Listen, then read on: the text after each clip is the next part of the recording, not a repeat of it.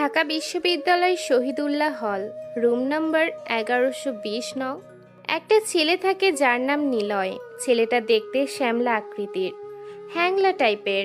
সারাদিন চোখে একটা মোটা ফ্রেমের চশমা পরে থাকে, মাথার চুলগুলো কুকরানো, অনেকটা বড় বড় আকৃতির, মুখে খোঁচা খোঁচা দাঁড়িয়ে আছে, দেখতে বেশি একটা খারাপ না। কিন্তু ভার্সিটির কেউ নিলয়ের সাথে মিশতে চায় না, কারণ নিলয় অনেক বোকা সহজ সরল একটা ছেলে।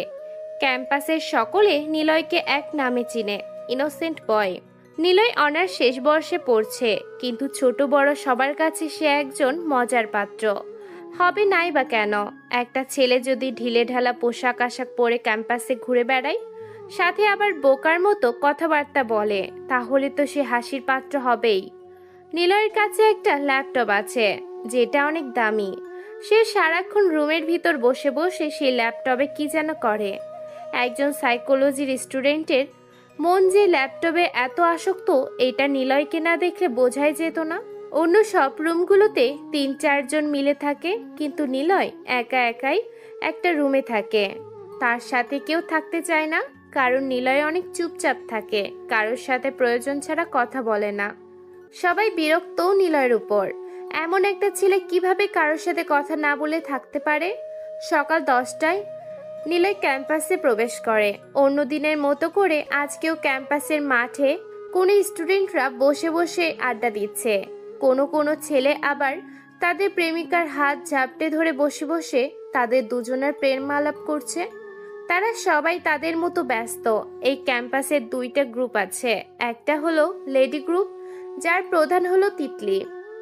অন্য আরেকটি বয়েজ গ্রুপ, এটাও লিডার আছে, যার নাম আরিয়ান। 2টা গ্রুপের একই কাজ, আর সেটা হলো এই ক্যাম্পাসের বোকাশোকা ছেলে মেয়েদেরকে চার্ক দেওয়া। অন্য দিনের মতো আজকে এটাই হচ্ছে। নিলয় তার ডিপার্টমেন্টের দিকে যাবে, তখনই 2 দিক থেকে 2 গ্রুপের সদস্যরা ডাক দেয় নিলয়কে। নিলয় স্থির হয়ে দাঁড়িয়ে যায়। এখন কোথায় যাবে সে? ছেলেদের দিকে থেকে ডাকছে সাকিব নামের একটা ছেলে, আর মেয়েদের দিক থেকে অন্তি নামের একটা মেয়ে ডাকতেছে। নিলয় মনে মনে ভাবছে, আরিয়ান হচ্ছে এই ভার্সিটির ডিপি প্লাস ছাত্র।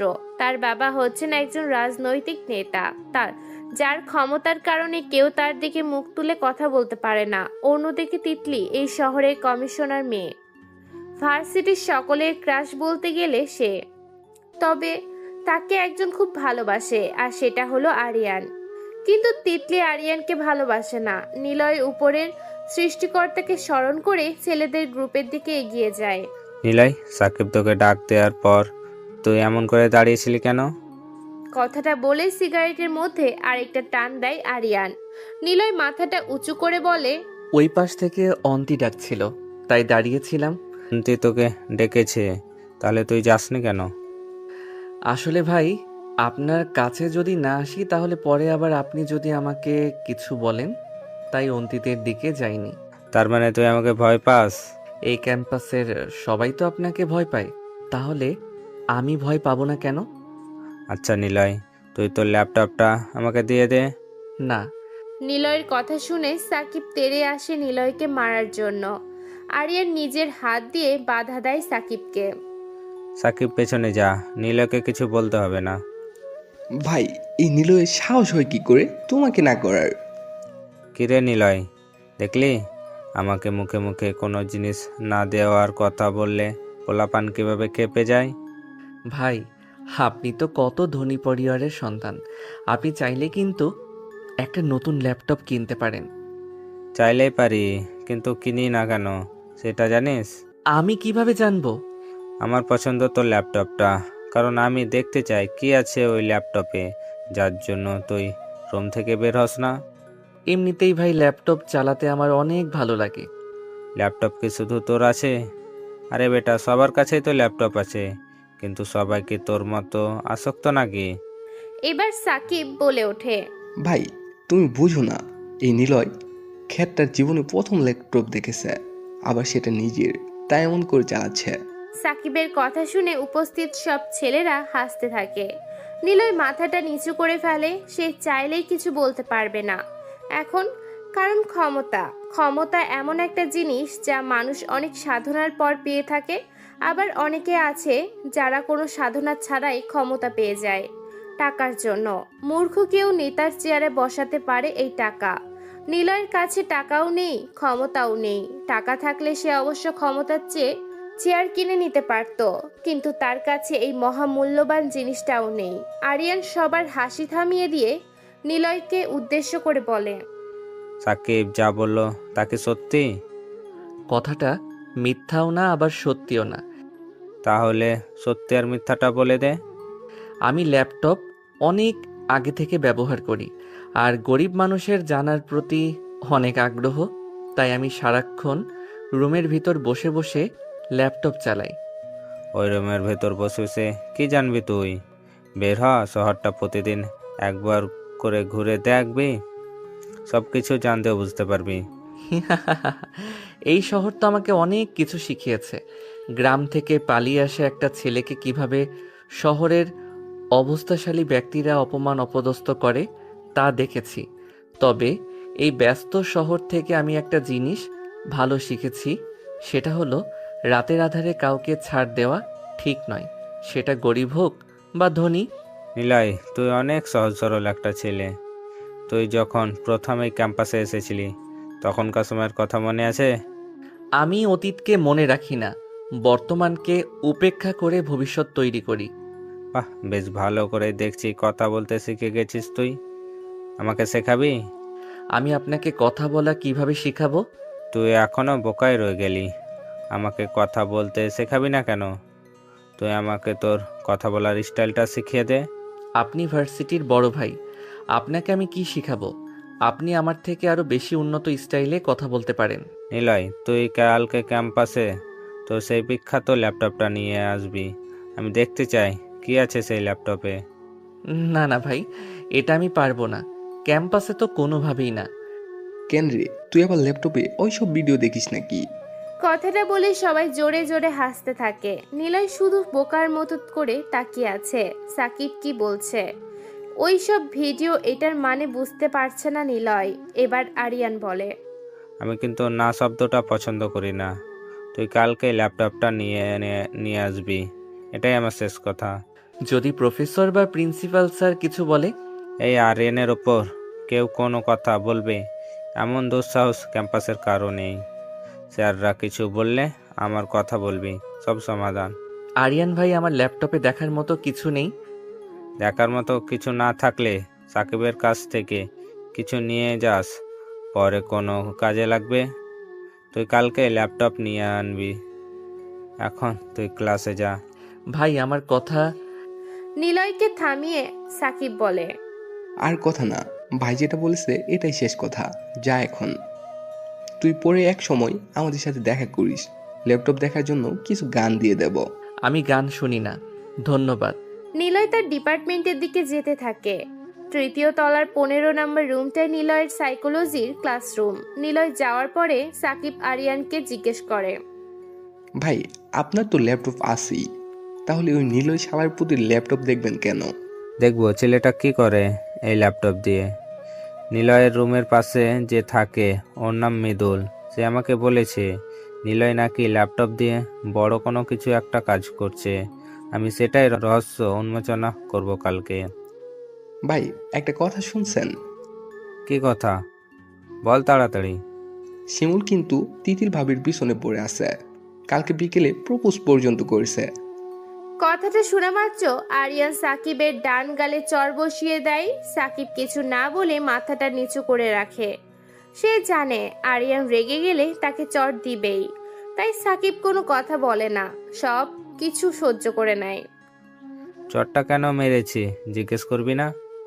প্রয়োজন নেই ভাই, আমি জানি আপনি রেগে গেলে পাশে আমি থাকলে আমাকে চোট মারেন রাগ কমানোর জন্য। আজকে কেন মেরেছি এটা জিজ্ঞেস করবি না? কেন মেরেছেন সেটা তো আমি কখনো আপনাকে জিজ্ঞাসা করি না। শিমুল কালকে বিকেলে তিতলিকে প্রপোজ করেছে, এটা এত লেটে বলার জন্য চটটা মেরেছি। তুই যদি কালকে বিকেলেই আমাকে কথাটা বলতি তাহলে আমি শিমুলকে যে কি করতাম। শান্ত হন ভাই, আমি দেখছি শিমুলের কি করা যায়। শালা অনেক বার বেড়ে গেছে, এলাকায় খুব ভাব নিয়ে চলাফেরা করে। আজকে বিকেলে শিমলকে ধরে আমার সামনে নিয়ে আসবি। মেয়েটাকে বুঝিয়ে দেব অন্যের ভালোবাসা মানুষকে প্রপোজ করার পরিণতি কত খারাপ হতে পারে। শিমুল ছেলেটা এলাকায় রংবাজি করে বেড়ায়। বাবা ব্যবসায়ী হওয়ার কারণে এলাকার লোকজন তাকে কিছুই বলে না। ভার্সিটি থেকে কয়েক বছর আগে বিদায় নিয়েছে। সে হতে চেয়েছিল ভার্সিটির ভিপি, কিন্তু আরিয়ানের জন্য সেটা আর সম্ভব নয়। তাই শিমুল এখন তিতলির পিছনে পড়ে আছে। তিতলিকে নিজের প্রেমে ফাঁসিয়ে আরিয়ানের উপর বদলা নিতে চাই সে। আরিয়ানও কম যায় না শিমুলের থেকে। আরিয়ান কখনো হারতে শেখেনি, জোর করে হলেও সে ছিনিয়ে নিয়েছে। তার কোনো জিনিসের উপর কেউ হাত দেয়া এটা সে কখনোই পছন্দ করে না। এবার তো শিমুল নামের ছেলেটা আরিয়ানের ভালোবাসার মানুষের দিকে হাত বাড়িয়েছে। কি হবে কে জানে। নিলয় সবগুলো ক্লাস শেষ হয়েছে। তিতলি সাইকোলজি নিয়ে নিলয়ের সাথেই পড়ে। নিলয় যখন তার নির্দিষ্ট জায়গায় বসে বসে ক্লাস করছিল, তার মাঝেই তিতলি হাত দিয়ে নিলয়কে কিছু একটা ইশারা করে বলেছিল। নিলয় প্রথমে না বুঝতে পারলেও পরে যে বুঝতে পেরেছে। ক্লাস শেষে গাছতলায় দেখা করার জন্য নিলয়ের মনে একটা ভয় কাজ করতে শুরু করে। সকালে যখন অন্তি ডাক দিয়েছিল তখন নিলয় যায়নি, হয়তো এটা নিয়ে কিছু বলবে তাকে। নিলয় কিছু একটা ভেবে ক্লাস থেকে বের হয়। সিঁড়ি দিয়ে নামার সময় শারমিন ম্যাডামের সাথে দেখা। নিলয় পাশ কাটিয়ে চলে যাবে, তখনই ম্যাডাম হাত দিয়ে নিলয়কে আটকায়। নিলয় বিরক্ত হয়ে দাঁড়িয়ে যায়। শারমিন ম্যাডাম দেখতে অনেক সুন্দরী, বয়সটা প্রায় 30-এর কাছাকাছি, এখনো বিয়ে করেনি। ভার্সিটির শত শত ছেলের ক্রাশ শুনি, কিন্তু তিনি কাউকে পাত্তা দেয় না। কিছুদিন যাবৎ শারমিন ম্যাডাম নিলয়ের কাছাকাছি থাকছে। ক্লাসের সময় নিলয়ের সাথে প্রয়োজনে অপ্রয়োজনে কথা বলে। নিলয় এই ব্যবহারে খুবই বিরক্ত বোধ করে। ম্যাডামের দিক চিন্তা করে সে কিছু বলে না, সম্মান দিয়ে যায়। আজকে এসে সরাসরি হাত ধরে ফেলেছে। নিলয় জোর করে হাত ছাড়িয়ে নেয়। কি হলো নিলয়, তুমি এমন করছো কেন? কেমন করছি আমি? এই যে হাতটা ছুটিয়ে নিলে কেন? তাহলে কি করব আমি? কেউ যদি এমন অবস্থায় দেখে ফেলতো তাহলে কি হতো আপনি জানেন? কি আর হতো, সবাই বলা বলি করতো শারমিন ম্যাডাম ভার্সিটির সবচেয়ে বোকা ছেলের হাত ধরেছিল। ম্যাডাম, আপনি জানেন আমি একজন গরিব বোকাশোকা ছেলে, তাহলে আমার সাথে এমন করছেন কেন? আমার এমন একটা ছেলেই পছন্দ। এমন ছেলে পছন্দ মানে কি বলতে চাচ্ছেন আপনি? তেমন কিছু না, আবার অনেক কিছু। তুমি না সাইকোলজি স্টুডেন্ট, তাহলে বুঝতে পারছো না আমি কি বোঝাতে চাচ্ছি? দেখেন ম্যাডাম, আমি বুঝে গেছি আপনি কি চান, কিন্তু সেটা কখনো সম্ভব হবে না। আমি ছাত্র, আপনি শিক্ষিকা। বাহ, তুমি তো খুবই ইন্টেলিজেন্ট বয়। আমার না বলা কথা তুমি বুঝে গিয়েছো। ম্যাডাম, আমার একটা গুরুত্বপূর্ণ কাজ আছে, এখন আমায় যেতে হবে। যেতে হলে যাও, আমি বাধা দেব না, তবে যেখানে যাও আমাকে বলে যেতে হবে কিন্তু। নিলয় পড়ে গেছে বড় ঝামেলায়। এখন যদি তিতলির কথা বলে তাহলে কি করবে যে ম্যাডাম? এই কথা না বলেও উপায় নেই। আসলে ম্যাডাম, আমাদের ডিপার্টমেন্টের অন্তি নামের মেয়েটা সকালে আমাকে ডেকেছিল, তাই এখন তার কথা শুনে আসতে হবে। যাবে যাও, তবে তুমি মেয়েদের দিকে তাকিয়ে থাকবে না। ওই চোখ জোড়া শুধু আমায় দেখবে। নিলয় কথাটা শোনা মাত্র এক দৌড়ে সিঁড়ি বেয়ে নিচে চলে আসে। শারমিন ম্যাডামকে দেখলেই নিলয়ের মনের ভিতর ভয় কাজ করে, তাই সে যত পারে পালিয়ে ঘুরে বেড়ায়। গাছতলায় অনেকগুলো মেয়ে বসে আছে। নিলয় সেদিকে যায়। তারপরেই রাত 8:30 আদনান সাহেব পুকুর পাড়ে বসে আছে। 4 একক জমির উপর পুকুরটা খনন করা। আদনান সাহেব হচ্ছে ঢাকা শহরের মেয়র, অনেক ক্ষমতাবান তিনি, মন্ত্রীদের থেকেও বেশি। শহরের লোকের কাছে আদনান সাহেব যেমন ভালো, ঠিক তেমনই আবার খারাপ। তার ভালো মানুষের চেহারার নিচে তিনি কেমন সেটা তারই একমাত্র জানা আছে। এখন বাংলার আশ্বিন মাস চলছে, শীতের এখনো দেখা মেলেনি, তবে রাতের শেষ প্রহরে বোঝা যায় শীত যে সামনে চলে আসছে। আদনান সাহেব পাঞ্জাবির পকেট থেকে একটা সিগারেটের প্যাকেট বের করে, দামি ব্র্যান্ডের সিগারেট। বড়লোক মানুষ তিনি, কম দামি সিগারেট খেলে জনগণ কি মনে করবে? চাঁদের স্পর্শ আলো পুকুরের পানিতে পড়েছে, পরিবেশটা দেখতে অনেকটা অন্যরকম লাগছে। আদনান সাহেবের বাড়ির এরিয়াটা বিশাল, কিন্তু বাড়িতে লোকজন নেই বললেই চলে। আদনান সাহেব আর ওনার মেয়ে শ্রাবণী থাকে শুধু, আরও আছে বাসার কাছের লোক, এছাড়া আর কেউ থাকে না। আদনান সাহেবের কোনো আপনজনই নেই, কারণ তিনি পালিয়ে বিয়ে করেছে, তাই পরিবারে কেউ ওনার সাথে কোনো যোগাযোগ রাখেনি। তিনি নিজেও চায়নি কারোর সাথে যোগাযোগ রাখার জন্য। অনেক কষ্ট মনের ভিতর পুষে রেখেছেন তিনি, প্রকাশ করে বলার মতো কেউ নেই।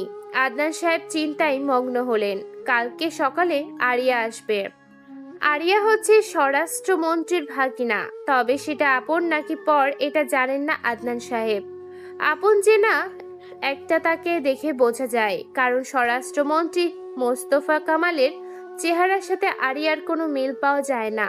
কেন যে আরিয়াকে মোস্তফা কামাল এখানে পাঠাচ্ছেন বুঝতে পারছে না আদনান সাহেব এখনো। তবে এটা যে কোনো একটা রাজনৈতিক চাল সেটা বেশ ভালো করেই বুঝতে পারছেন তিনি। কিছু করার নেই এখন। আদনান সাহেবের হাত দুটো বাঁধা রাজনৈতিক কাঠগড়ায়। বাবা, তুমি এখানে এসে বসে আছো? আমি কখন থেকে খুঁজছি তোমাকে। আদনান সাহেব পিছনে ফিরে তাকায়। শ্রাবণী দাঁড়িয়ে কথাটা বলেছে। শ্রাবণীকে দেখে আদনান সাহেব তাড়াতাড়ি করে সিগারেটটা পুকুরের পানিতে ফেলে দেয়। সিগারেটের পকেটটাও পাঞ্জাবির পকেটে লুকিয়ে ফেলে, কারণ একটাই, শ্রাবণী এটা পছন্দ করে না। ডাক্তার নিষেধ করেছেন আদনান সাহেবকে সিগারেট খাওয়ার জন্য। শুধু ডাক্তার না, ওনার মেয়ে শ্রাবণীও না করেছে। এখন আদনান সাহেব এমন ভাব করছে যে তিনি সিগারেট খান না, তাকে অনেক আগেই ছেড়ে দিয়েছেন। বাবা, তুমি সিগারেট খাচ্ছিলে এতক্ষণ এখানে বসে বসে? না না, কোথায়? আমি সিগারেট টানছিলাম। আমি নিজ চোখে দেখেছি, তুমি আমাকে দেখে জ্বলন্ত সিগারেটটা পুকুরের পানিতে ফেলে দিয়েছো। ওইটা তুই ভুল দেখেছিস, মনের ভুল হতে পারে। কি জানি কি হবে। শোন শ্রাবণী, কালকে সকালে আমাদের বাসায় একটা মেহমান আসবে, অনেক দিন থাকবে। শ্রাবণী অনেকটা খুশি হয়ে যায় বাবার মুখে কথাটা শুনে, কারণ শ্রাবণীর বান্ধবীরা ছাড়া আর কেউ আসে না এই বাড়িতে। রহিমা খালার মেয়ে তুষি, তার সাথে মজা করে দিন পার করে শ্রাবণী। রহিমা হচ্ছে শ্রাবণীদের বাসার কাজের বুয়া। রহিমা তার সাথে করে নিজের 9 বছরের বাচ্চাকে নিয়ে আসে। মেয়েটার নাম তুষি। শ্রাবণী অনেক পছন্দ করে তুষি, তাই সে নিজের তুষির জন্য ভালো জামা পরে কিনে দেয়। শ্রাবণী বাসায় থাকলে তুষির সাথে কথা বলে সময় পার করতে পারে। একটা বয়ফ্রেন্ড নেই যে কথাবার্তা বলে সময় পার করতে পারবে। কালকে আরেকটা নতুন মেহমান আসবে, তার সাথে কথা বলতে পারবে শ্রাবণী। এটা ভাবতেই মনটা কেমন উৎফুল্ল হয়ে আছে। কিন্তু কে আসবে? নতুন মেহমান। শ্রাবণী ছোট থেকে বড় হয়েছে এই বাড়িতে। এর মধ্যে যারা বেড়াতে এসেছে তারা কেবল 2-1 দিন থেকেছে, এর বেশি নয়। কিন্তু কালকে কে আসবে যে অনেক দিন থাকার জন্য আসছে? শ্রাবণী প্রশ্ন করে। আচ্ছা বাবা, কে আসবে আমাদের বাসায়? এমন অবাক হয়ে তাকিয়ে আসিস কেন? কালকে সকালে আসলেই দেখতে পাবি। এখন বললে কি হয়, বলো না বাবা। এখন বলা যাবে না, তোকে কাল সকালে সারপ্রাইজ দিয়ে তাক লাগিয়ে দিব। এমন একটা সুন্দর মনোমুগ্ধকর রাতের মুডটাই নষ্ট করে দিলে তুমি। কালকে সকালে সব মুড একসাথে ভালো হয়ে যাবে। এখন তাড়াতাড়ি যে ঘুমিয়ে পড়ো, কালকে সকালে মেহমান আসার আগে কিছু কাজ করতে হবে তোমাকে। কি এমন গুরুত্বপূর্ণ কাজ করতে হবে আমাকে? ঘর সুন্দর করে গোছাতে হবে। সবগুলো রুম তো ভালো করে গোছানো আছে, তাহলে নতুন করে আবার কি করতে হবে? আদনান সাহেব কিছু বলবে, এর সাথে সাথে ওনার পাঞ্জাবির বাম পাশের পকেটে থাকা মোবাইল ফোনটা শব্দ করে বেজে ওঠে। মোবাইল স্ক্রিনে দেখা স্বরাষ্ট্রমন্ত্রী। আদনান সাহেব হাত দিয়ে শ্রাবণীকে ইশারা করে চলে যাওয়ার জন্য গুরুত্বপূর্ণ কল এসেছে। শ্রাবণী মাথা ঝাঁকিয়ে পেছনের দিকে হাঁটা ধরে। আদনান সাহেব কলটা রিসিভ করে কানে লাগায়। আসসালামু আলাইকুম স্যার। ওয়ালাইকুম আসসালাম। তা কি খবর আদনান সাহেব, দিনকাল কেমন চলছে? এই তো ভালো আছি আপনাদের দোয়ায়, আর দিনকাল মোটামুটি ভালোই চলছে।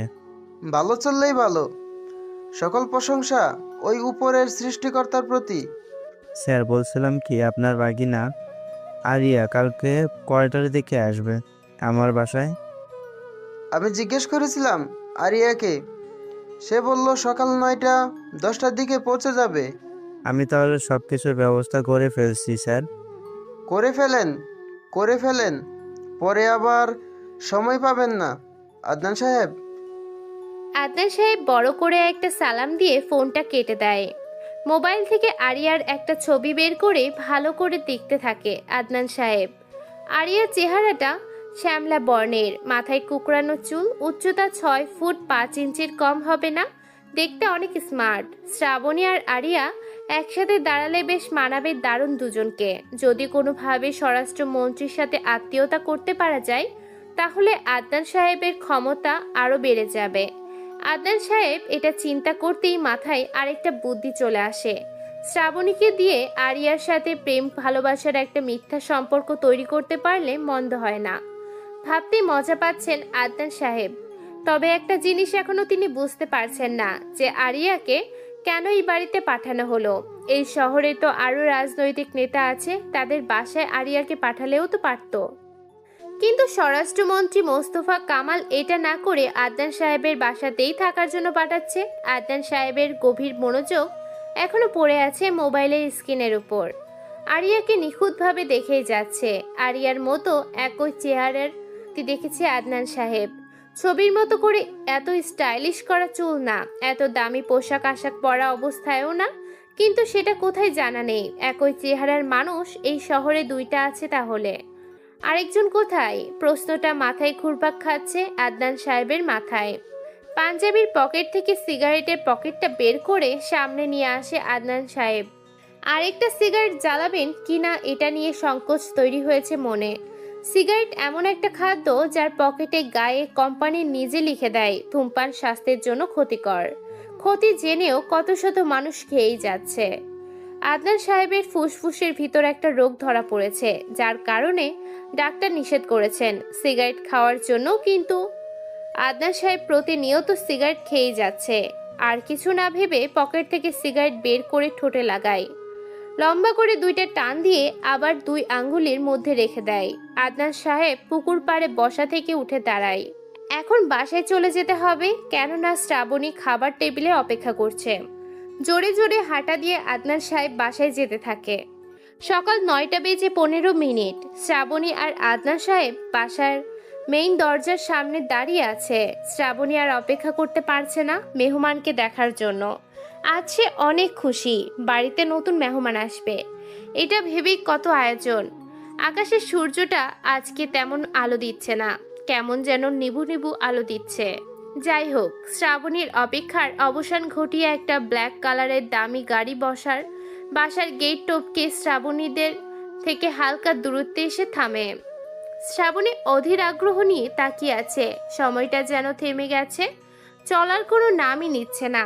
ব্ল্যাক কালারের গাড়ি থেকে একটা সুদর্শন যুবক নামে, হাতে একটা হোয়াইট কালারের লাগেজ, পরনে তার কালো কালারের একটা ব্র্যান্ডের কোট, কালো স্কিলের প্যান্ট, কালো রঙের জুতা, চোখে স্টাইল চশমা, কুকরানো চুল, গালে খুচা খুচা দাড়ি, মুখের ভিতর কিছু একটা চিবাচ্ছে ছেলেটা। মনে হচ্ছে চুইংগাম চিবাচ্ছে। ছেলেটা চুইংগাম চিবোতে চিবোতে এগিয়ে আসে শ্রাবণীদের সামনে।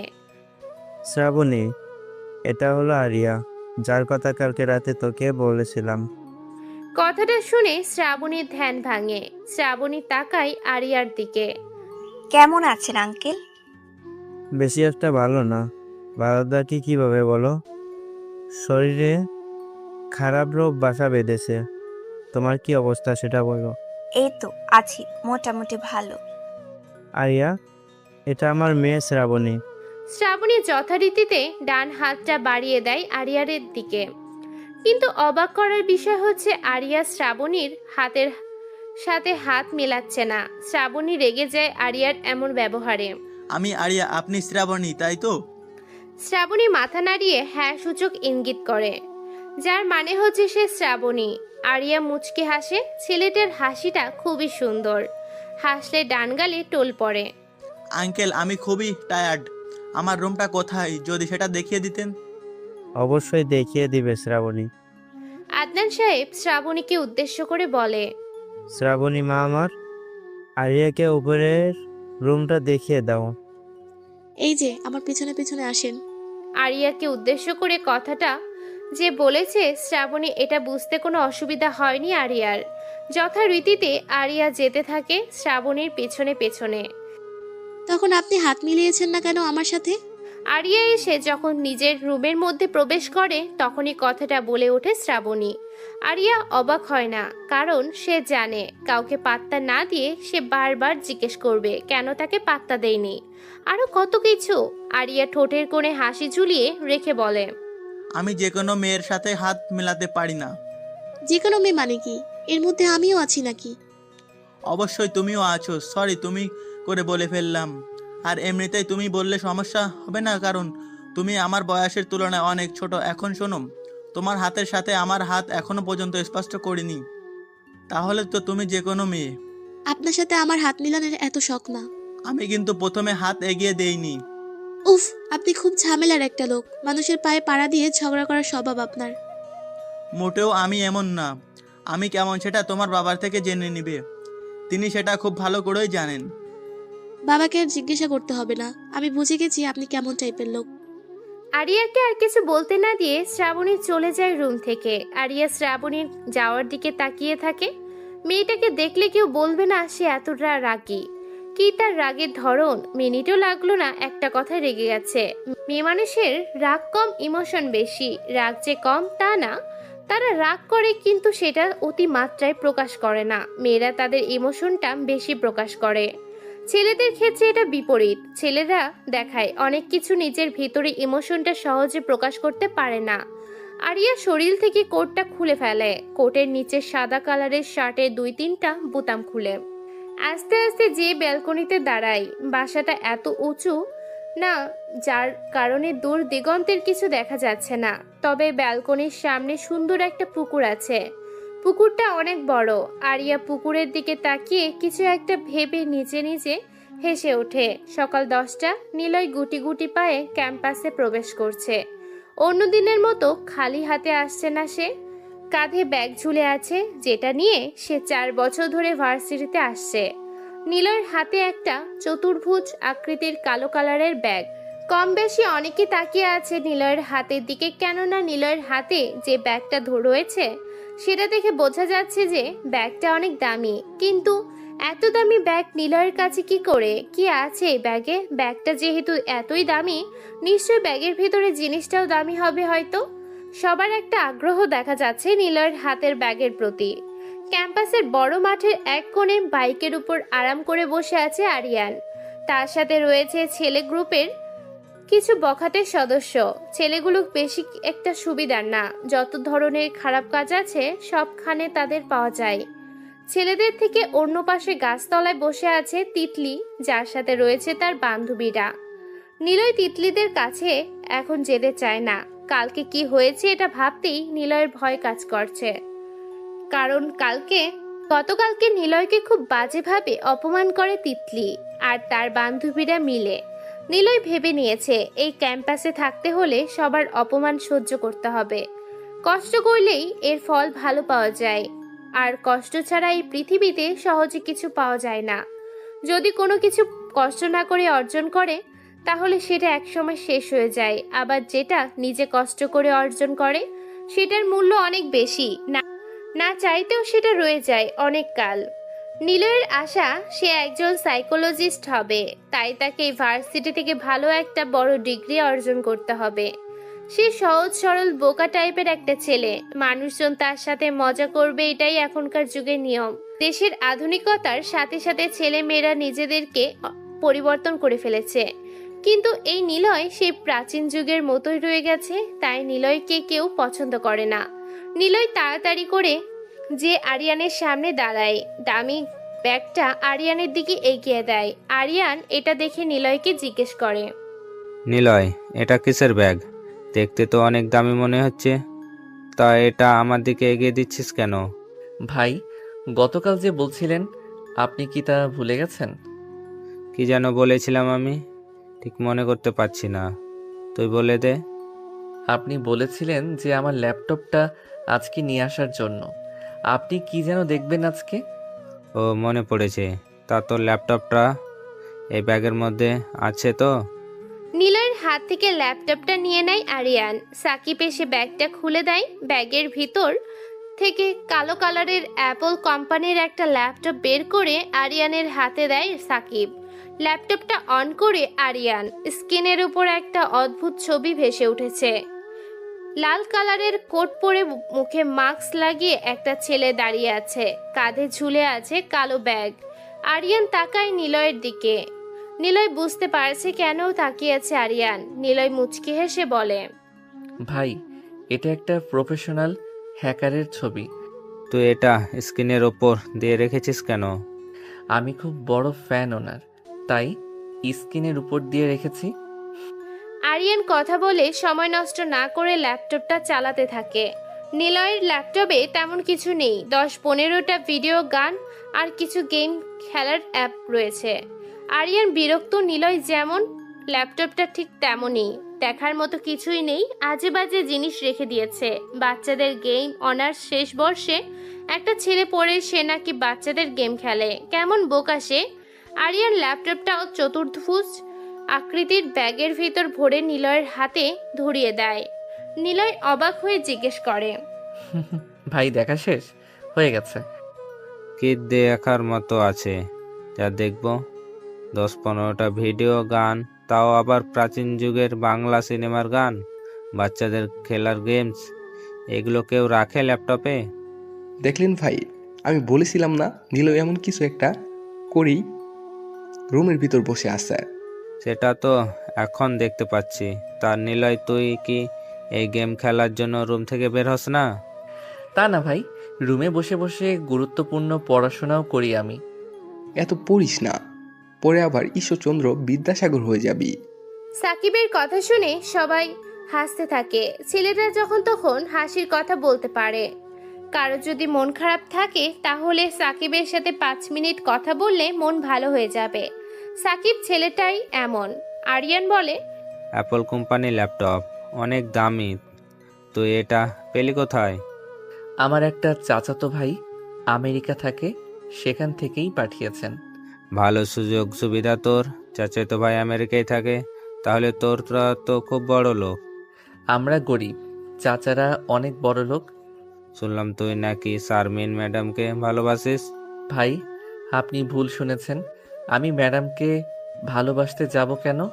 সে যাই হোক, তোকে যেন আর ম্যাডামের শরীরের ছায়ার আশেপাশেও না দেখি। আমি ম্যাডামের আশেপাশে থাকি না, যত পারি দূরে দূরে থাকি।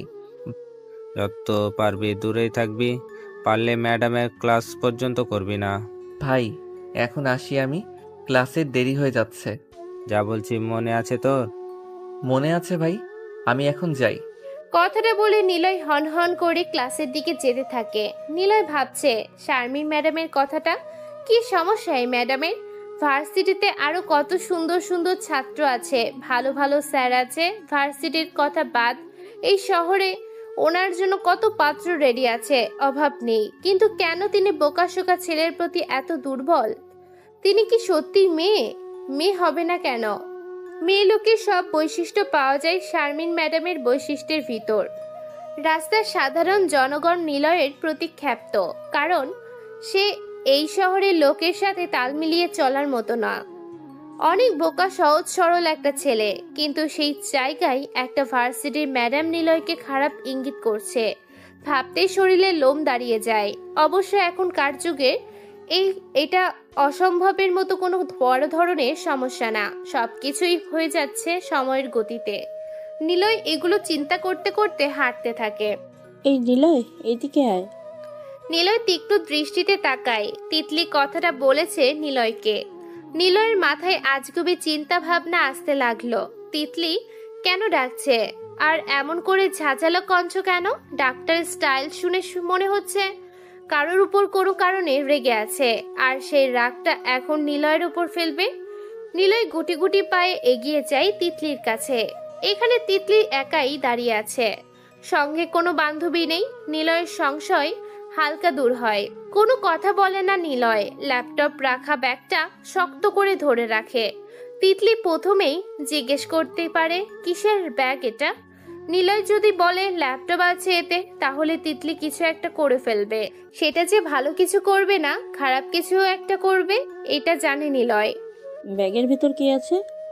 নিলয় যা ভেবেছে তাই হলো। তিতলি প্রথমেই এটা জিজ্ঞেস করে বসেছে, কি জবাব দিবে নিলয় বুঝতে পারছে না। মিথ্যা বলেও কোনো কাজ হবে না। তিতলি যে কেমন মেয়ে এটা খুব ভালো করেই নিলয় জানে। তিতলি যদি কোনোভাবে বুঝে যায় যে নিলয় মিথ্যা কথা বলছে, তাহলে তিতলি ব্যাগটা এসে চেক করবে। তখন যদি সে দেখে ফেলে নিলয় মিথ্যা কথা বলছে, তাহলে এর পরিণতি খুব খারাপ হবে। কিরে বলছিস না কেন? কি আছে এই ব্যাগের মধ্যে? তেমন কিছু না, সামান্য একটা ছোট জিনিস। জিনিস তো জিনিসই, সেটা ছোট হোক বা বড়। বল, কি এমন সামান্য জিনিস আছে এই ব্যাগে? ল্যাপটপ আছে। ল্যাপটপ? তা তুই পেলি কোথায় ল্যাপটপ? তোকে দেখে তো মনে হয় না তুই ল্যাপটপ ব্যবহার করিস। নতুন কিনেছি। তা ব্যাগ থেকে বের কর, দেখি তুই কেমন ল্যাপটপ ব্যবহার করিস। ক্লাসের সময় হয়ে এসেছে, এখন দেখাতে পারবো না, ক্লাস শেষ করে দেখাবো। ক্লাস করা যাবে পরেও, এখন তুই বের কর ল্যাপটপটা, আমি দেখতে চাই। প্রচন্ড রাগ লাগছে নিলয়ের, কিন্তু কিছু করার নেই। এখন সে একটা গরিব ছেলে, তিতলি ধনী পরিবারের মেয়ে। এখন নিলয় চাইলেও কিছু বলতে পারবে না, বলতে গেলেই নিলয়ের অসম্মান হবে। এই ক্যাম্পাসে নিলয়ের সম্মান বলতে কিছুই নেই, তাহলে সম্মান নষ্ট হবে কোথা থেকে?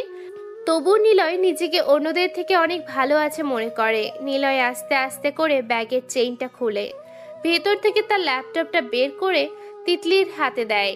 তিতলি ল্যাপটপ হাতে নিয়ে দেখতে থাকে। নিলয়ের ল্যাপটপটা অনেক দামি। এমন একটা দামি জিনিস পেয়েছে কোথা থেকে? ছেলেটা চুরি করেনি তো? কিন্তু চুরি করবে কিভাবে? নিলয় যে বোকা ছেলে, দেখা গেছে চুরি করতে যেয়ে ধরা পড়ে গণপিটুনি খেলো। তিতলি ঠান্ডা মাইন্ডে ঠান্ডা মাথায় বলে, কোথা থেকে পেয়েছিস এই ল্যাপটপটা? পাবো কেন? এটা আমার ল্যাপটপ। আর ল্যাপটপ কি কুড়িয়ে পাওয়ার জিনিস? আস্তে আস্তে দেখছি মাথার বুদ্ধি বেরোচ্ছে, খুব তাড়াতাড়ি মানুষের কথার জবাব দিতে পারিস। ব্যাপার কি, ল্যাপটপ চালিয়ে এমন হয়েছিস? আমার মাথায় কি আগে বুদ্ধি ছিল না? এখন কি নতুন করে আবির্ভাব হয়েছে নাকি? পাগল কি কখনো নিজে বলে যে সে ভালো সুস্থ একটা মানুষ? পাগল তো পাগলই। আমার সাথে পাগলের সম্পর্ক কি? আরে বোকা, এটা আমি উদাহরণ হিসেবে তোকে বলেছি। তুই আসলে কোনোদিনও চালাক চতুর হতে পারবি না। আমার আর কিছু হওয়া লাগবে না, ল্যাপটপটা দিয়ে দেন, আমি ক্লাসে যাব। ক্লাসে কি তুই একাই যাবি নাকি? আমিও তো যাব। আগে ভালো করে দেখে নি তোর মতো খ্যাত ছেলে কি দেখে ল্যাপটপের মধ্যে। নিলয় নিজেকে অনেক কষ্টে স্বাভাবিক রাখার চেষ্টা চালিয়ে যাচ্ছে। কিছু বলতেও পারছে না তিতলিকে। সে তিতলির ক্ষমতাকে ভয় পায় না, ভয় পায় এটাই যে সে একটা মেয়ে মানুষ, যে কোনো সময় যে কোনো কিছু করে ফেলতে পারে। নিলয়ের সবচেয়ে বেশি রাগ লাগে তখন যখন কেউ তার ল্যাপটপে হাত দেয়। সে যে কিভাবে নিজেকে এতটা কন্ট্রোলে রাখে এটা নিজেও বুঝতে পারে না। তিতলি 5 মিনিট সময় নিয়ে নিলয়ের ল্যাপটপটা ঘাটাঘাটি করে, কিন্তু অবাক করার বিষয় হলো নিলয়ের ল্যাপটপে গেম ছাড়া অন্য কিছু নেই। তিতলি নিলয়কে বলে, তোর মতো ভার্সিটি পড়ুয়া একটা ছেলের কাছে এটা আশা করিনি আমি। তুই দেখছি আবার বাচ্চাদের গেম খেলিস, ব্যাপার কি? ব্যাপার কিছুই নেই, আমার ভালো লাগে গেম খেলতে, তাই আমি গেম খেলি। এতে যে কারো সমস্যা হবে জানা ছিল না আমার। আমার ছোট একটা ভাই আছে, তুই যে একটা গেম খেলিস, কি যেন নাম? ওই যে কথা বলে যেটা খেলে, ফ্রি ফ্রি কি যেন একটা। ফ্রি ফায়ার, এটাই তো? হুম, ঠিক, একদম ঠিক, এটাই। আমার ছোট ভাই ক্লাস 7-এ পড়ে, সে এমন একটা গেম খেলে, আর তুই সেই গেমটা ভার্সিটি পড়েও খেলিস। কি এমন আছে এই গেমে? কি আছে তা আমি আপনাকে বুঝিয়ে বলতে পারবো না। আপনি যে আপনার ছোট ভাইকে জিজ্ঞেস করবেন, সে ভালো করে বুঝিয়ে দিবে আপনাকে। আমার বুঝতে হবে না। আচ্ছা ডিলার, তুই কি করিস? তোর বাবা মা কি করে? আমার বাবা মা কি করে তা জানি না, তবে আমি যে কিছু করি না এটা শুধু জানি। আমার কাছে তোর জন্য একটা চাকরির ব্যবস্থা আছে, করবি তুই? ভালো বেতন পাবি। আমার চাকরি করা লাগবে না, এমনিতেই ভালো চলতে পারি আমি। গরিবের এই একটাই সমস্যা, নিজে যে ছোট লোক এটা সে প্রকাশ করতে চায় না। ধনীর দেওয়া কোনো কিছুতেই সহজে রাজি হয় না। তোর স্বভাবটাও দেখছি এমন। আমি যে গরিব তাই হয়তো আমি এমন। আপনি তো মহা ধনী, আর আপনি যে কেমন চাকরি আমাকে দিবেন সেটা খুব ভালো জানা আছে আমার। নিলয় নিজেকে আর কন্ট্রোল করতে না পেরে রেগে যেয়ে তিতলির হাত থেকে নিজের ল্যাপটপটা নিয়ে ব্যাগে ভরে ক্লাসের দিকে যেতে থাকে। রাত 12:20 নিলয় এসে হলের বারান্দায় দাঁড়ায়। একটা মেয়ের কান্না করার শব্দ ভেসে আসছে। কান্নার আওয়াজটা বেশি দূর থেকে আসছে না, তার রুম থেকে একটা রুম পড়ে। রুম নাম্বার 1122 নং। প্রতিদিনই মেয়েটার কান্নার শব্দ আসে। 1122 নম্বর রুমটা সাইদ ভাইদের রুম। তার সাথে আরো দুজন থাকে, শামীম আর শ্রাবণ। নিলয় থেকে সিনিয়র সাইদ, শামীম, শ্রাবণ আর তার বন্ধু বান্ধব। সাইদরা যে কেমন ভার্সিটির সবাই জানে, আরিয়ানের সাথে বন্ধু তারা। প্রতিদিনই সাইদের রুমের মেয়ে আসে। হয়তো সে মেয়েকেই তিনজন মিলে হিংস্র পশুর মতো খুবড়ে খুবড়ে হরণ করছে, আর মেয়েটা উপায় না পেয়ে অসহায়ের মতো চিৎকার করছে। রাত 12টার দিকে সবাই নিজেদের দিকে ব্যস্ততা সমাপ্ত করে ঘুমের ঘরে চলে যায়। জেগে থাকার মতো কেউ নেই। কে শুনবে এই অসহায় মেয়ের অনাত্মক চিৎকার? কেউ শুনলেও এগিয়ে আসবে না সাহায্য করার জন্য। কান্নার আওয়াজ অনেকটা কমে গেছে। হয়তো সেই হিংস্র পশুদের হাত থেকে মেয়েটা রেহাই পেয়েছে। কি মজা পায় এই মানুষ নামের জানোয়াররা 10 মিনিটের তৃপ্তির জন্য হাসি খুশি থাকা একটা মেয়ের জীবন নষ্ট করে। নিলয় যদি পারত তাহলে সাইদ সহ তার দলবলকে মেরে ফেলতো, কিন্তু তেমন কোনো ক্ষমতা নেই নিলয়ের কাছে। 1122 নং নম্বর থেকে দুইটা ছেলে বের হয়। নিলয় নিজেকে স্বাভাবিক করে একটু এগিয়ে যায় দেখার জন্য কে এই দুইটা ছেলে। তারপরেই নিলয় এটা কি দেখলো? ছেলে দুইটা শামীম আর শ্রাবণ নিজেই। নিলয় ভালো করে লক্ষ্য করে যে শ্রাবণ নামে ছেলেটা রুমের ভিতর থেকে কাউকে টেনে বের করছে। অচেনা সেই ব্যক্তিটা কে নিচের ফ্লোরে রেখে দিয়েছে। মুখটা স্পষ্ট বোঝা যাচ্ছে না, তবে নিচে পড়ে থাকা লোকটা যে একজন মেয়ে এটা বুঝতে পেরেছে নিলয়। তাহলে কি মেয়েটাকে সবাই মিলে মেরে দিয়েছে? হয়তো মেরে দিয়েছে, না হলে কি আর এমন করে নিচে ফেলে দিয়েছে? শামীম আর শ্রাবণ দুজনে ফিসফিস করে কি যেন বলছে। নিলয় ভালো করে শুনতে পারছে না। শামীম নিচে পড়ে থাকা মেয়েটার হাত দুটো ধরে আর শ্রাবণ পা দুটো ধরে টানতে থাকে। নিলয় ঘেমে যাচ্ছে। তার মানে সামনে ভয়ের কিছু হতে চলেছে। নিলয় মনে মনে বলতে না বলতে হঠাৎ করে একটা শব্দ হয়। শব্দটা যেন নিলয়ের পিছন থেকে এসেছে। শামীম আর শ্রাবণ পিছনে ফিরে তাকাই, কেউ নেই। তাহলে কিসের শব্দ হলো? এই অন্ধকারের মধ্যে কে রুম থেকে বের হবে? শামীম ফিসফিস করে বলে, কিরে শ্রাবণ, কিসের শব্দ হলো এটা? আমি কিভাবে বলবো? তুইও এখানে, আমিও তো এখানে। আমার মনে হয় কি জানিস, শব্দটা ভূত প্রেত করেছে।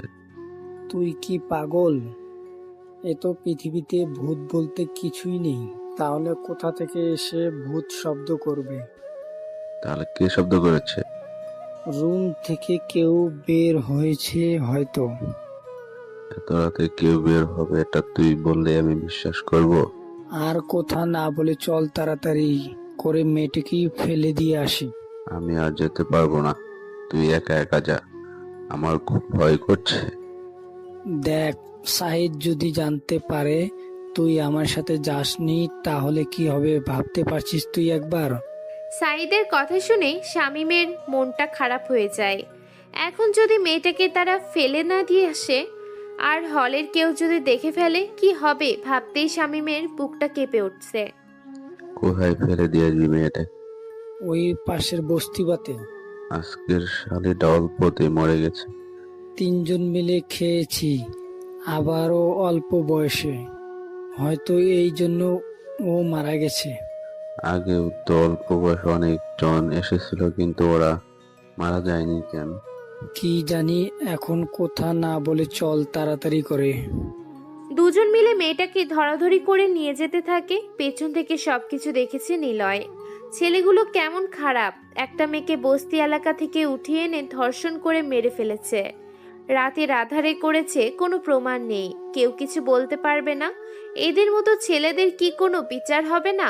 এরা দিনের বেলা ভালো মানুষের সাথে মিলে ন্যায়বান হয়ে যায়, আর রাতের বেলা একটা অসহায় মেয়ের জন্য হিংস্র পশুর চেয়ে কম হয় না। এটাই কি মানুষের বৈশিষ্ট্য? এইসব করার জন্যই কি সৃষ্টিকর্তা সৃষ্টি করেছেন? হয়তো একদিন বিচার হবে এদের, সেটা নিশিরাতের গহীন অন্ধকারে। কারোর হাঁটার শব্দ হচ্ছে, পা টিপে টিপে হাঁটছে। নিলয় দেয়ালের চিপা থেকে বেরিয়ে আসে। শামীমদের লক্ষ্য করতে করতে অনেক দূর চলে এসেছে সে। এখন আবার রুমে যেতে হবে, অনেক রাত হয়েছে। এত রাত অবধি জেগে থাকলে পরে আবার সকালে উঠতে দেরি হয়ে যাবে। নিলয় যখন কয়েকটা রুম পার হয় তখনই কারোর হাঁটার শব্দ হয়। নিলয় দাঁড়িয়ে যায়। শামীম আর শ্রাবণরা কি চলে এসেছে?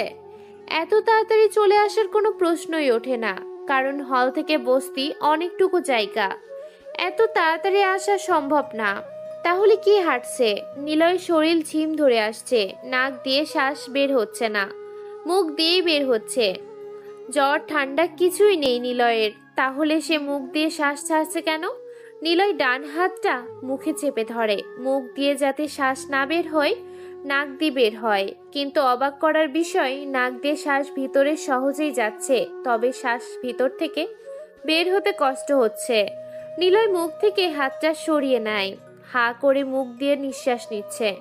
আবারও হাঁটার শব্দ। নিলয়ের বুক কাঁপাকাঁপি করছে, এখনই যেন ভিতর থেকে আত্মাটা বেরিয়ে আসবে। হাঁটার আওয়াজটা হলের বারান্দা থেকেই আসছে। নিলয় কান এখন তীক্ষ্ণ, দূরের কোনো শব্দ সে এখন ভালো করে শুনতে পাবে। হঠাৎ করে কাক ডাকার একটা শব্দ হলো। এই বুঝি নিলয়ের আত্মা বেরিয়ে এলো। রাতের বেলা কাকের ডাক, বিপদের আশঙ্কা। গ্রামে এই রীতিটা চলে খুব ভালো, কিন্তু এটা শহর, এমন রীতি শহরের লোকেরা বিশ্বাস করছে না, কুসংস্কার বলে উড়িয়ে দিচ্ছে। নিলয় তার রুমের খুব কাছাকাছি চলে এসেছে, আর মাত্র 4টা রুম পেরোতে পারলেই সে বেঁচে গেছে। নিলয় যত সামনের দিকে এগোচ্ছে, কারোর হাঁটার শব্দ ততই বাড়ছে। কেউ জেগে নেই এখন। নিলয় যদি কোনো বিপদে পড়ে তাহলে বাঁচাবে কে? উপরে সৃষ্টিকর্তার ছাড়া উপায় নেই। নিলয় তার রুমের সামনে দাঁড়িয়ে আছে, হাঁটার শব্দটা তার রুমের পাশ থেকেই আসছে। নিলয় একবার চিন্তা করে যাবে, আরেকবার না। কোনটা করবে কিছুই বুঝতে পারছে না। তার মনে একটা আগ্রহ জাগলো। সে রুমের ভিতর না যেয়ে রুম থেকে একটু সামনের দিকে যায়। নিলয় যে এমন কিছু দেখবে সে এটা ভাবতেও পারেনি, কারণ যে হাঁটছিল সে কোনো ভূত পেত কিছুই না, একটা সাধারণ মানুষ, সাব্বির। সে নিলয়ের সাথে পড়ে, তবে অন্য ডিপার্টমেন্টে। ছেলেটাও গ্রাম থেকে এসেছে, কিন্তু শহরের ছেলেদের সাথে চলতে চলতে মনের ভিতর একটা আধুনিকতার ভাব চলে এসেছে। সাব্বিরের একটা সমস্যা আছে, সেটা হলো ঘুমের মধ্যে হাঁটা চলা করা। সে মাঝে মধ্যে রাতে ঘুমন্ত অবস্থায় উঠে হলের বারান্দায় হাঁটা চলা করে, কিন্তু এটা নিলয় কখনো দেখেনি, আজকে প্রথম দেখেছে। একটা সাধারণ ছেলের জন্য কি ভয়টা পেল নিলয়, এখন এটা ভাবতেই হাসি পাচ্ছে তার। নিলয় আর সময় নষ্ট করতে চায় না, তাই সে যে রুমে শুয়ে পড়ে। আর সাব্বির নিজের মতো করে নিজে হাঁটতে থাকুক। হয়তো এক সময় সেও জাগ্রত হয়ে বোকা হয়ে যাবে, পরে আবার আশেপাশে তাকিয়ে দেখার চেষ্টা করবে কেউ দেখেছে কি না। সকাল 9টা। আদনান সাহেব খাবার টেবিলে বসে আছেন, সামনে নানা ধরনের খাবার, কিন্তু যার জন্য এত আয়োজন সেই উপস্থিত নেই। 5 মিনিট সময় ধরে চেয়ারে বসে বসে অপেক্ষা করছে আরিয়ানের জন্য, কিন্তু আরিয়া লপাতা। হয়তো আরিয়া এখনো ঘুমাচ্ছে। আদনান সাহেব শ্রাবণীকে উদ্দেশ্য করে বলে, ছেলেটা কোথায়? এত সময় ধরে কি করছে? কি আর করবে, দেখো যে ঘুমাচ্ছে হয়তো, তাছাড়া আর কি করবে। শ্রাবণী, যা তো একটু দেখে আয় ছেলেটা কি করছে রুমে বসে বসে। বাবা, আমি যেতে পারবো না। যা একটু মা। আরিয়াকে ছাড়া আমরা একা একা খেয়ে ফেললে কেমন দেখায়, যা একটু। শ্রাবণী তার বাবার দিকে তাকিয়ে আরিয়ার রুমের দিকে যেতে থাকে আর বলতে থাকে, ছেলে মানুষের চোখে যে কত ঘুম দিয়েছে সৃষ্টিকর্তা। সকাল 9টা বেজে গেছে, এখনো ঘুম থেকে ওঠার কোনো নামগন্ধ নেই। কিভাবে পারে এত সময় ধরে বিছানায় থাকতে? এগুলো ভাবতে ভাবতে শ্রাবণী আরিয়ার রুমের সামনে চলে আসে। রুমের দরজাটা খোলা, তাই শ্রাবণী নক না করেই ভিতরে প্রবেশ করে। আরিয়া পাতলা একটা কম্বল মুড়ি দিয়ে শুয়ে আছে।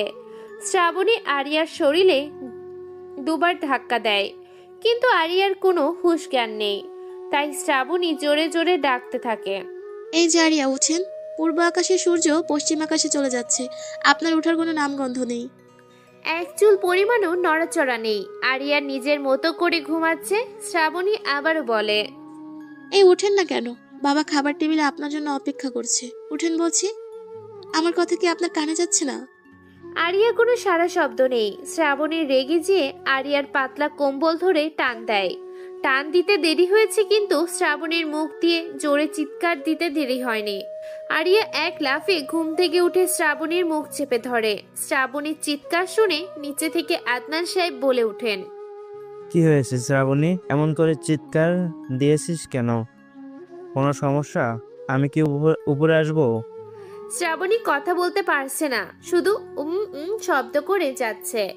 কারণ ডান হাত দিয়ে আরিয়া শ্রাবণীর মুখ চেপে ধরেছে। একটা মানুষ যদি আরেকটা মানুষের মুখ চেপে ধরে, তখন মুখ আটকা ব্যক্তিটা যেমন শব্দ করে, শ্রাবণী ঠিক তেমনই শব্দ করছে। আরিয়া শ্রাবণীর কানে কানে বলতে থাকে, তোমার বাবা ডাকতেছে। এখন তোমার বাবাকে এটা বলবে যে আরশোলা দেখে ভয় পেয়ে চিৎকার দিয়েছে, ঠিক আছে? শ্রাবণী শুধু মাথা নাড়ায়। আরিয়া মুখের উপর থেকে তার হাতটা সরিয়ে নেয় আর যে বিছানার উপর আরাম করে বসে পড়ে। নিচ থেকে আদনান সাহেব আবারও বলে ওঠে, কি হলো শ্রাবণী, কিছু বলছিস না কেন? এই তো বাবা, আরশোলা দেখে সামান্য ভয় পেয়ে গিয়েছিলাম। আরিয়া কি ঘুম থেকে উঠেছে? উঠেছে বাবা, এখনই আসছে। আচ্ছা, তোরা একসাথে আয় তাহলে। শ্রাবণী হাঁপ ছেড়ে বাঁচে এখনই বাবার কাছে, নয়তো ধরা খেয়ে যেত। তুমি আমার রুম নক না করে কেন প্রবেশ করেছো? এটা আমাদের বাসা, কারো রুমে যেতে হলে আমার জিজ্ঞাসা করে ঢুকতে হয় না। তাই বলে কি আমার একটা নিজস্ব ব্যাপার আছে না? এই বাড়িতে নিজস্ব ব্যাপার বলতে কিছু নেই। সেটা বুঝলাম, তা তুমি ওই দিকে ফিরে আছো কেন? আমার দিকে তাকাও। আপনার দিকে কিভাবে তাকাবো? নিচের দিকে তাকান, তাহলে বুঝে যাবেন কেন তাকাচ্ছি না। শ্রাবণীর কথা শুনে আরিয়া নিচের দিকে তাকায়। তাকিয়ে সে নিজেই বোকা হয়ে গেছে। কারণ আরিয়ার পরনে শুধুমাত্র একটা ছোট্ট প্যান্ট। তার মানে তখন শ্রাবণী এই কারণেই চিৎকার মেরেছিল। আরিয়া তাড়াতাড়ি করে বাথরুমে চলে যায়। আরিয়া মনে মনে বলছে, যাক বাবা, বাঁচা গেল। মেয়েটা এই সামান্য ছোট্ট প্যান্ট দেখেই যে জোরে চিৎকার দিয়েছে, না জানি প্যান্ট ছাড়া দেখলে কি করতো। কি আর করতো, জ্ঞান হারাতো ছাড়া তো উপায় ছিল না। নিচেই কথাটা ভেবে হাসতে থাকে। আপনি তাহলে রেডি হয়ে আসেন, আমি যাই। শ্রাবণী কথাটা বলে দরজার দিকে এগিয়ে যায়। আরিয়া আলমারি থেকে নতুন একটা কালো কালারের শার্ট বের করে পরতে পরতে বলে, আঙ্কেল কিন্তু দুজনকে একসাথে যেতে বলছেন। শ্রাবণী স্থির হয়ে দাঁড়িয়ে যায়। সে ভাবে, ঠিকই তো বলেছে আরিয়া, বাবা তো একসাথে নিচে আসতে বলেছেন। আরিয়াকে রেখে গেলে বাবা আবার কত জিজ্ঞাসাবাদ করবে। আমি যখন আপনাকে ডাকতে এসেছিলাম তখন আপনি জেগেছিলেন, তাই না? তুমি আমাকে আবার কখন ডাক দিলে? কেন, আপনি শুনেননি? কি শুনবো আমি, এটা তো বলো। আপনি আমার সাথে মজা করছেন, তাই না? আমি তোমার সাথে মজা করতে যাব কেন? তুমি কি সম্পর্কে আমার বেআইন লাগো, যার জন্য তোমার সাথে মজা করব? আপনি সিরিয়াস? আমি সিরিয়াসই। একটা মানুষ এত ঘুমাতে পারে, এটা আপনাকে না দেখলে বুঝতে পারতাম না। কেন, আমি কি বেশি ঘুমাই? না, আপনি আমার চেয়ে কম ঘুমান। হয়েছে, এবার চলেন তো, বিরক্ত একটা। আরিয়া শ্রাবণীর রাগ দেখে মুচকে হাসে। মেয়েটাকে রাগলে ভালোই দেখায়, কিন্তু ওই বাজে জিনিসটা আবার ভালো না, যেটা রাগ অতিমাত্রায় পৌঁছে দেয়। মেয়েদেরকে রাগলেও ভালো লাগে, আবার হাসি খুশি থাকলেও ভালো লাগে। আরিয়া আর শ্রাবণী একসাথে সিঁড়ি বেয়ে নিচে নামতে থাকে। আদনান সাহেব এখনো আগের ন্যায় সামনে খাবার রেখে বসে আছেন। আরিয়া যে একটা চেয়ারে টেনে বসে। আঙ্কেল, আপনি খাবার সামনে রেখে বসে আছেন কেন? আপনি শুরু করতেন। কি যে বলো বাবা তুমি, ঘরে নতুন মেহমানকে রেখে আমি একা একা খেয়ে ফেলবো, এমন মানুষ আমি না। আসলে আঙ্কেল, অনেক দিন পর আজকে এত সময় ধরে ঘুমিয়েছি, ছুটির দিন তো তাই। শ্রাবণী অবাক হয়, কারণ আরিয়া নাকি চাকরি করে। সে এমন একটা ছেলে যার মামা বাংলাদেশের স্বরাষ্ট্রমন্ত্রী। কত ক্ষমতাবান ব্যক্তি। আর বাবার। শ্রাবণী অবাক হয়, কারণ আরিয়া নাকি চাকরি করে। সে এমন একটা ছেলে যার মামা বাংলাদেশের স্বরাষ্ট্রমন্ত্রী। কত ক্ষমতাবান ব্যক্তি। তার আবার চাকরি করে খেতে হয় নাকি? কে জানে কি চাকরি করে ছেলেটা। শ্রাবণী ভাবছে আরিয়াকে জিজ্ঞেস করলে কেমন হয়। জিজ্ঞেস করলে বাবা যদি আবার কিছু মনে করে, এর চেয়ে ভালো হবে পরে এক সময় জিজ্ঞেস করে নিলে। আরিয়া, তুমি জানো কিসের মধ্যে এখন আছো? শ্রাবণী তার বাবার মুখ থেকে প্রশ্নটা শুনে মনে মনে হাসে। মেয়ের মনের কথা বাবা হয়তো বুঝতে পেরেছে। এই না হলে বাবা? আরিয়া ঠান্ডা মাথায় শান্ত কণ্ঠে উত্তর দেয়, আমি সিআইডিতে আছি বর্তমানে। আরিয়ার কাছ থেকে এমন কথা শুনে শ্রাবণীর মুখ থেকে খাবারটা পড়ে যায়। কি শুনেছে শ্রাবণী? আরিয়া নামের ছেলেটা ডিফেন্সে চাকরি করে, আর তার সাথেই সে কত ধরনের কথা বলে ফেলেছে। না জানি আরিয়া আবার কি বলে ফেলে। আদনান সাহেব আরিয়ার কথাটা শুনে মুচকি হেসে বলতে থাকে, তারপরই, দেশে তো এখন খুব লুটপাট চলতেছে, তা এ ব্যাপারে তোমার ডিপার্টমেন্ট কি করতেছে? আরিয়া আদনান সাহেবের কথার জবাবে কিছু বলে না, মুখের ভিতরে থাকা নরম খাবারটা চিবাতে থাকে। আরিয়া কারোর কথা শোনার পর সময় নেয়, কারণ সে ভাবে কথাটার উত্তর কেমন দিলে নিজের কাছে ভালো লাগবে, আবার অন্যের কাছেও ভালো লাগবে। তবে সে চেষ্টা করে যাতে তার বলা কথারও জবাবে সবাই মুগ্ধ হয়। কেউ হয়তো হয়, আবার কেউ হয় না, সেটা দেখে না আরিয়া। সঠিক জবাব দিলেই হলো। আরিয়া সকালের নাস্তায় খুব কম খাবার খায়। এটা বডি ফিটনেস ঠিক রাখার একটা গুরুত্বপূর্ণ কৌশল। খাবার খাওয়া সবারই প্রায় শেষ। আদনান সাহেব আরিয়ার থেকে কোনো জবাব না পেয়ে আবারও বলে, কি হলো আরিয়া, কিছু বলছো না যে? এইবারও আরিয়া মুখে কিছু বলে না, ডান হাত দিয়ে ইশারা করে বলে সে খাবার সামনে নিয়ে কথা বলে না। আদনান সাহেব ইঙ্গিতটা বুঝতে পেরে আবার বলে, তাহলে খাবার খাওয়া শেষ করে সবাই আরাম করে বসে কথা বলবো। আরিয়া মাথা ঝাঁকায়। শ্রাবণী বিষয়টা অনেকক্ষণ ধরে লক্ষ্য করেছে। তার বাবা আদনান সাহেব কিছু বলছে, কিন্তু আরিয়া সেই কথার কোনো জবাব দিচ্ছে না। এতে করে একটা লোককে অপমান করা হয়। শ্রাবণী তার বাবার এই অপমান অনেক কষ্ট করে সহ্য করেছে। এবার শ্রাবণী তার বাবাকে বলে, বাবা, আজকাল দেখছি ব্যাংক থেকে টাকা চুরি বেশি হচ্ছে। বেশি না, শুধু অনেক বেশি। তোর এসব নিয়ে ভাবতে হবে না। আমাকে ভাবতে হয়, কারণ আমিও এই দেশের একজন নাগরিক। নাগরিক, এটা ভালো কথা, কিন্তু তুই এটা আমাকে বলে লাভ কি? আমি তো এগুলো বন্ধ করতে পারবো না। তুমি পারবে না এটা আমি জানি, কিন্তু প্রশাসনের লোক কি করে বসে বসে? টিভিতে সেই দিনও দেখলাম একটা ছোট ব্যাংকে 17 কোটি টাকা চুরি হয়েছে। বিষয়টা আমিও শুনেছি। এটা নিয়ে জনগণ খুব ক্ষেপে আছে এখনো। প্রশাসনের উচিত আরো কড়া নজরদারির ব্যবস্থা করা, তাহলে ব্যাংক ডাকাতিগুলো বন্ধ হবে।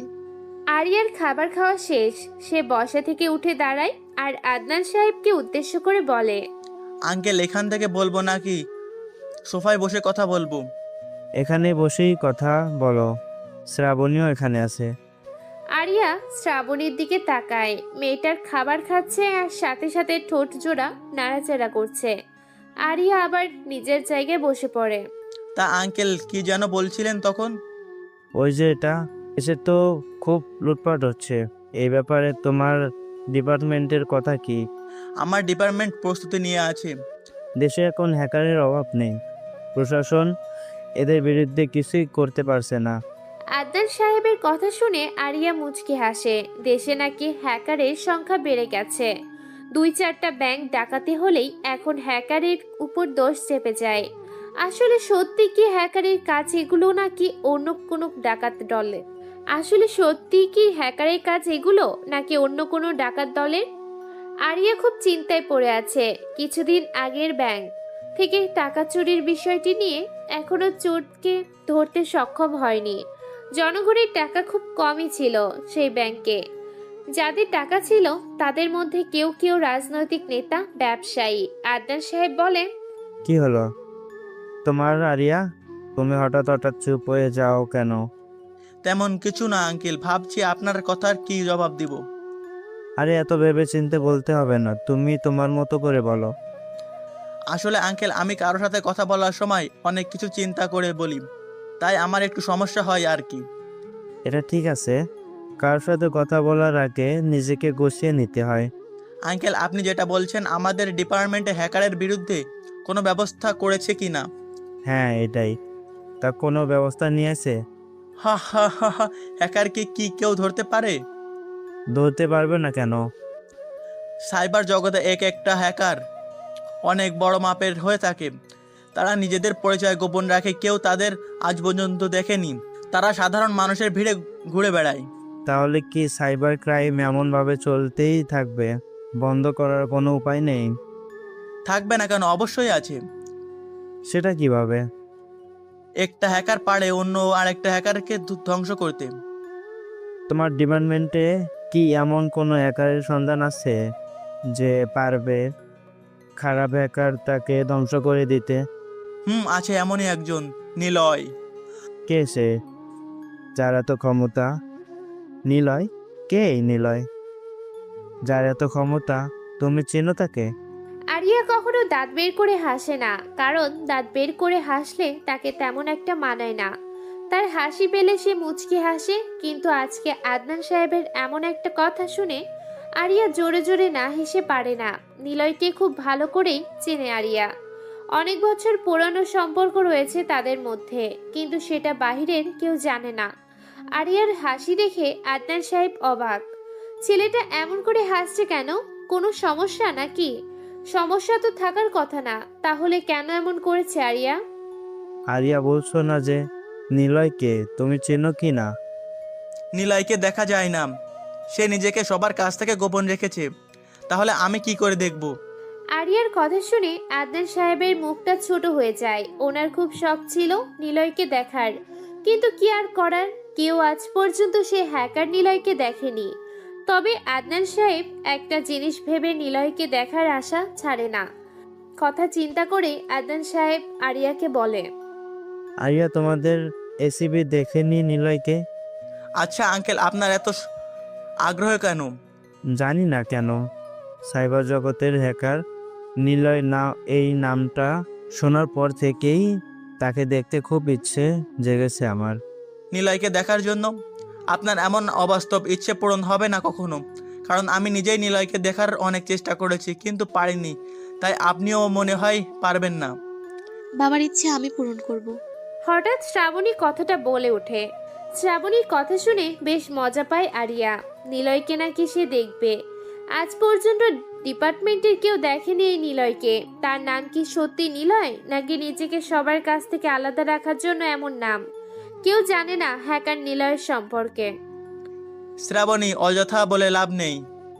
লাভ আর ক্ষতি দেখে আমি কাজ করি না। কেউ ব্যবসা করার আগে জেনে যায় না তার লাভ হবে নাকি ক্ষতি।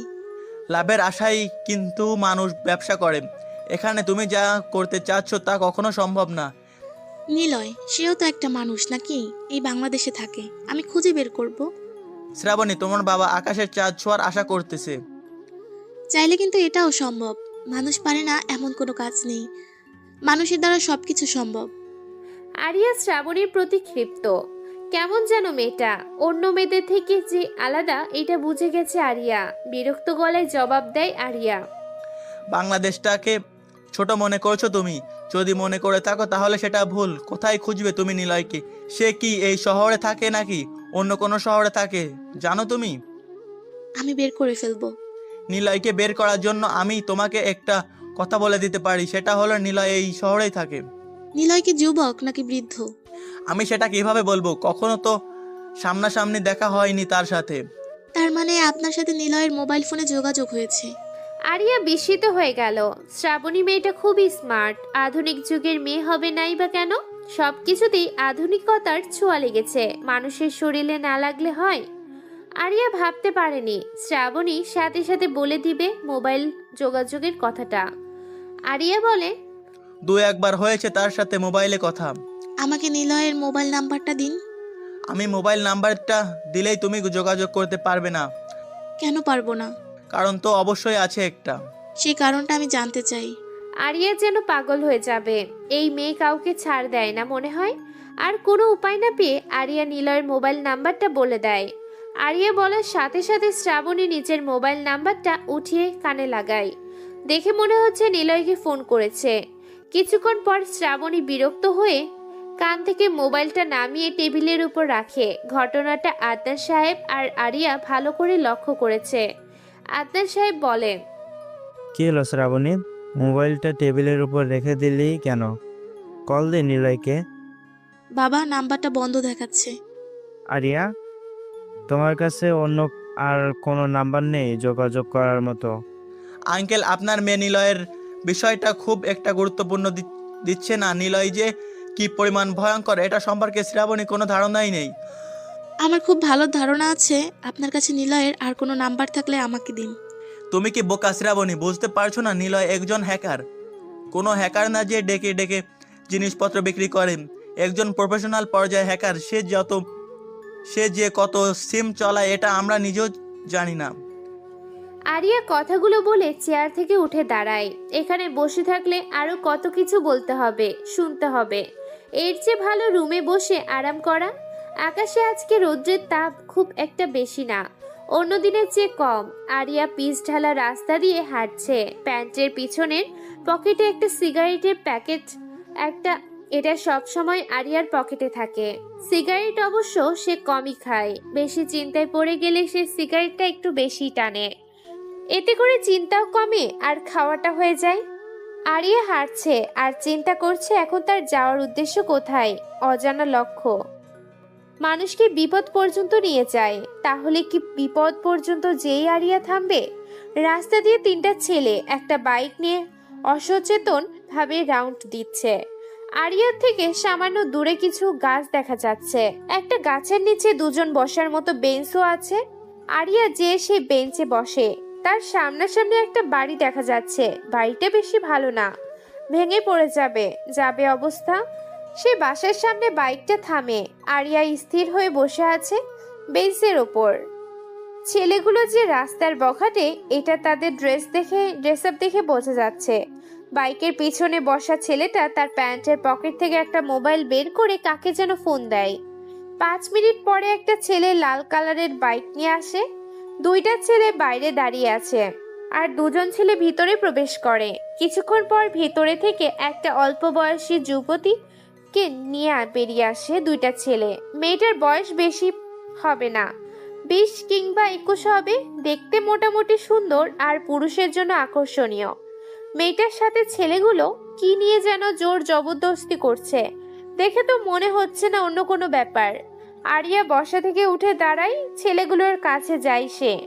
একটা ছেলে সিগারেট টানছে, তার মুখ থেকে বাজে গন্ধ বের হচ্ছে। গলায় আবার কি যেন ঝুলিয়ে রেখেছে। দেখতে গলির পাতি মাস্তানদের মতো লাগছে। আরিয়াকে দেখে মারুফ নামের ছেলেটা এগিয়ে আসে, হাত দিয়ে আরিয়াকে আঁচকায়। আরিয়া মারুফের সাথে জোরাজোরি করলো না, দাঁড়িয়ে রইল। কিরে, এমন ভাবে দাঁড়িয়ে আছিস কেন? যা এখান থেকে। দেখতে আসলাম কি হচ্ছে এখানে। যা হওয়ার তা হচ্ছে, তুই দেখবি কেন? এটা আমাদের ব্যাপার, এখানে না থাকাই ভালো। আশেপাশে ভালো করে তাকিয়ে দেখ, কেউ তোর মতো দেখছে কিনা। আরিয়া আশেপাশে চোখ বুলায়। রাস্তা দিয়ে অনেক মানুষ যাওয়া আসা করছে, কিন্তু কেউ ঝামেলার মধ্যে চেয়ে পর্যন্ত দেখছে না। এখানে যে একটা মেয়েকে জোর জবরদস্তি করছে তারা যেন এটা দেখছেই না। আরিয়া চোখ সরিয়ে নেয় মারুফের দিকে, সরাসরি তাকায়। কিরে, এখনো দাঁড়িয়ে আছিস? তো কি করব? তোকে বললাম না এখান থেকে চলে যেতে, তারপরও দাঁড়িয়ে আছিস? এখানে সবার লিডারকে, তার সাথে কথা বলবো আমি। কোনো চামচার সাথে কথা বলতে চাচ্ছি না। আরিয়ার কথাটা শুনে জিহাদ নামের ছেলেটা এসে আরিয়ার সামনে দাঁড়ায়। জিহাদের ঠোঁটের কোণে লম্বা একটা সিগারেট ঝুলে আছে, সেটাই একটা বড় টান দিয়ে বলে,